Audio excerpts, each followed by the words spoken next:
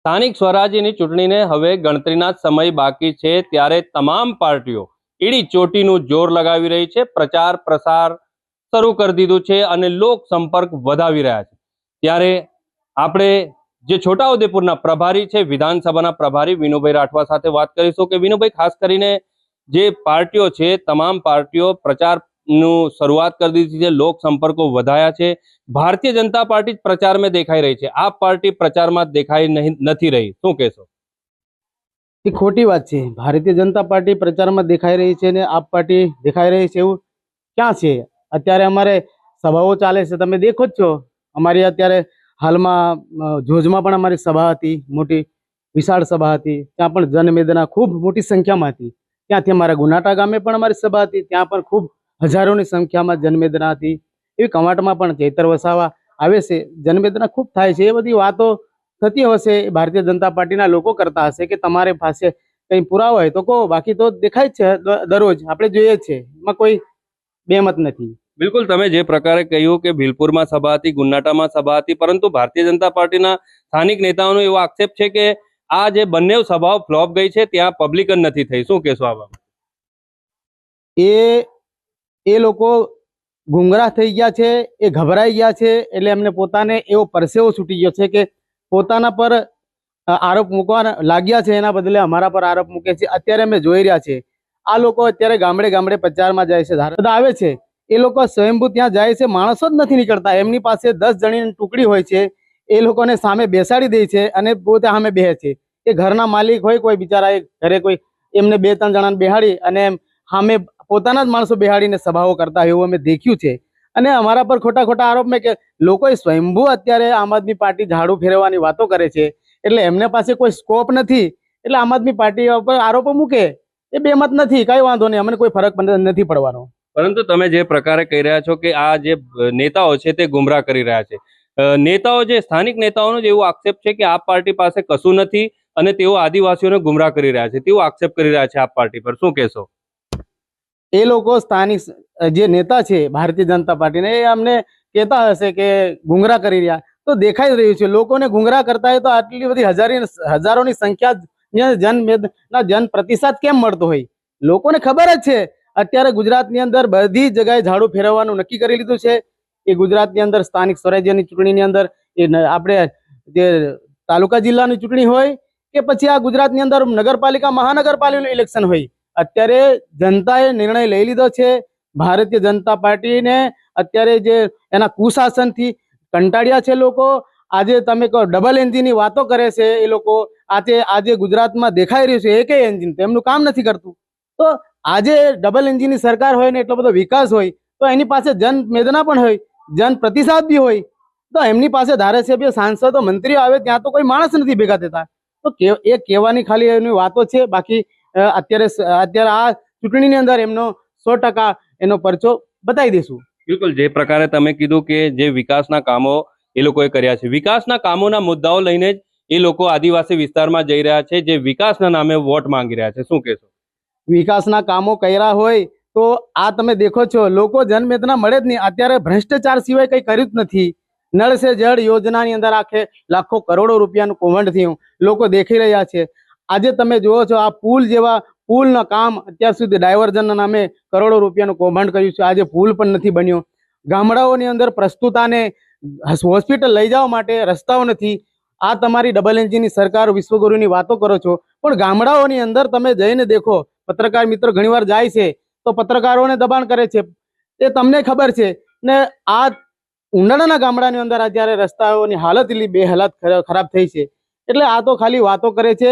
આજે તમારે તો વિકાસ જ થયો હોય તો આ લોકો અહીંયા આ બહાર નીકળે જ નહીં લોકો, અને આમ આદમી પાર્ટીને શું જરૂર પડે? તમારે જ્યારે એટલો બધો વિકાસ કર્યો હોય ગુજરાતની અંદર, તો આમ આદમી પાર્ટી ત્રીજો મોરચો તરીકે આવી છે, તો લોકો એને કેમ ચાહે છે? લોકો આજે ચૈતર વસાવા ગામડે ગામડે ફરી રહ્યા છે, ગુજરાતના 14 જિલ્લાની અંદર એને કાર્યભાર મળ્યો છે।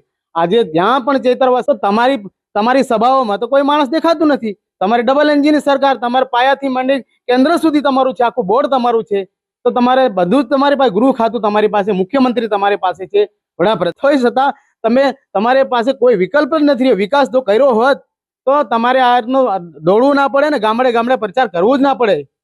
બિલકુલ બિલકુલ તમે જે પ્રકારે જણાવી રહ્યા છો, પરંતુ જે તેજગઢ જિલ્લા પંચાયતના પ્રભારી છે સંગ્રામસિંહ રાઠવા ભારતીય જનતા પાર્ટીના, તેઓ આમ આદમી પાર્ટીમાં ગાબડું પાડ્યું, હજુ પણ ગાબડું પાડશે અને તેઓનો આક્ષેપ છે કે ચેતર વસાવનો અહીંયા કંઈ નહીં ચાલે અને ભારતીય જનતા પાર્ટીની જ જીત થવાની છે, તેવું સંગ્રામસિંહ રાઠવાનું કેવું છે, શું કહેશો આ બાબતે?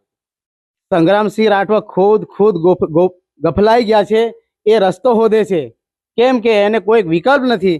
એ ખાલી વાહિયાત વાતો કરે છે કે પોતાના જ ગામની અંદર આજે સભા અમે કરાવી આમ આદમી પાર્ટીની ભૂતકાળની અંદર લાખ સંખ્યાની અંદર લોકો ભેગા થયા અને ખૂબ જન પ્રતિસાદ મળ્યો ને લોકો અમને આમ આદમી પાર્ટીના કાર્યકરને આમ આદમી પાર્ટીને ચાહે છે. આજે એ તેજગઢની અંદર વાતો ગાબડું પાડ્યું છે તો દેખાવું જોઈએ ને ગાબડું એ રીતનું ગાબડું પડે. ગાબડાની અંદર લોકો જનવેદના જન પ્રતિસાદ મળવો જોઈએ, એ તો દેખાતું નથી. એ વાતો કરતા હશે, બાકી અમને ફરક નથી પડવાનો.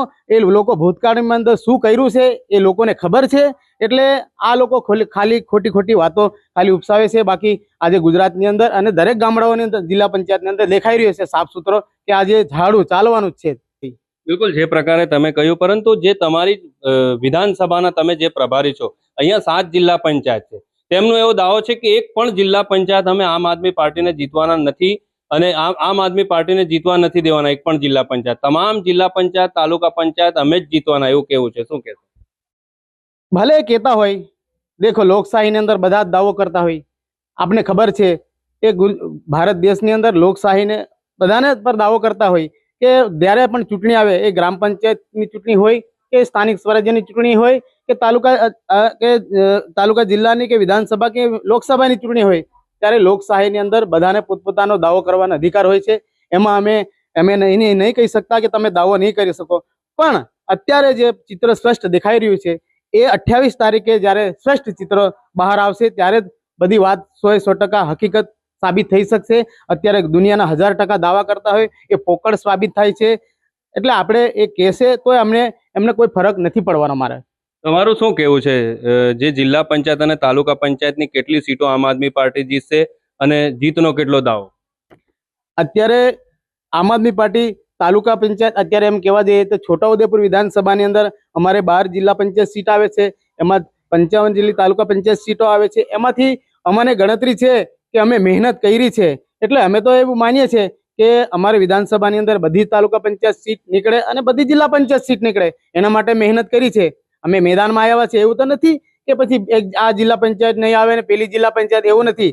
એવી રીતે આપણે વિજેતપુર પાયોમાં પણ છે, એમાં પણ અમે એવું ઈચ્છીએ છીએ કે છોટાઉદેપુર જિલ્લાની અંદર 3 વિધાનસભા આવે છે, એ વિધાનસભાની અંદર બધી જ જગ્યાએ અમારી સીટો નીકળે એ ગણતરીથી અમે મહેનત કરીએ છીએ અને પ્રચાર પ્રસારણ કરીએ છીએ. એટલે પછીની પરિણામો પછી છે, લોકશાહી છે, લોકો પર છે, લોકો કેવી રીતનું મતદાન કરે છે. અત્યારે તો દેખાઈ રહ્યું છે કે લોકોનો ઉત્સાહ જાગી રહ્યો છે, બધા સમગ્ર ગુજરાતની અંદર દેખાય છે. અને લોકોનો અવાજ દબાવવા માટે આ જે ભારતીય જનતા પાર્ટીના લોકો કરે છે, પણ લોકો તો સ્વયંભૂ બહાર નીકળે છે. અત્યારે એ લોકોના જે કાવા દાવા અને એ લોકો જે પૈસાથી ને દારૂથી લોકો ખરીદી લેતા, હવે નથી ચાલવાનું. હવે લોકો સ્વયં જાગૃત થઈ જશે અને બહાર નીકળે છે, અને અત્યારના જે પરિણામ આવશે એ ત્યારે જ ખબર પડશે. જે 7 જિલ્લા પંચાયત છે છોટાઉદેપુરમાં, 7 જિલ્લા પંચાયતમાંથી આમ આદમી પાર્ટી કેટલી જિલ્લા પંચાયત જીતવાની, કેટલી તાલુકા પંચાયત? એ વિધાનસભામાં તો અમારી 12 છે, છોટાઉદેપુર તાલુકાની અંદર 7 છે.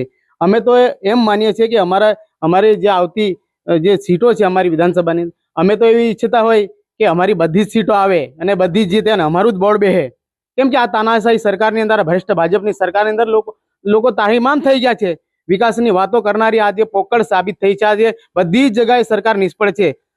એટલા માટે એ તો સ્વાભાવિક છે કે ભાઈ બધા જ એમ તેમ દાવા કરતા હોય, પણ અમે એમ કહીએ છીએ કે ભાઈ અમારી બધી સીટો નીકળે અને છોટાઉદેપુર તાલુકાનું પણ બોર્ડ બેસે અને જિલ્લા પંચાયત સીટનું પણ અમારે બોર્ડ બેસે, એવી ગણતરી સાથે અમે બધી મહેનત કરતા હોય છે. બિલકુલ, આ હતા વિનુભાઈ રાઠવા, જે વિધાનસભાના પ્રભારી છે આમ આદમી પાર્ટીના. તેમના સાથે આપણે તમામ મુદ્દે ચર્ચાઓ કરી છે. સાથે સાથે તેમને ઉપર જવાબદારી આપવામાં આવી છે જિલ્લા પંચાયત અને તાલુકા પંચાયતની, તે છે અને જીતની આશા વ્યક્ત કરી છે. રફીક મકરાણી, નિર્ભય ન્યૂઝ, છોટાઉદેપુર.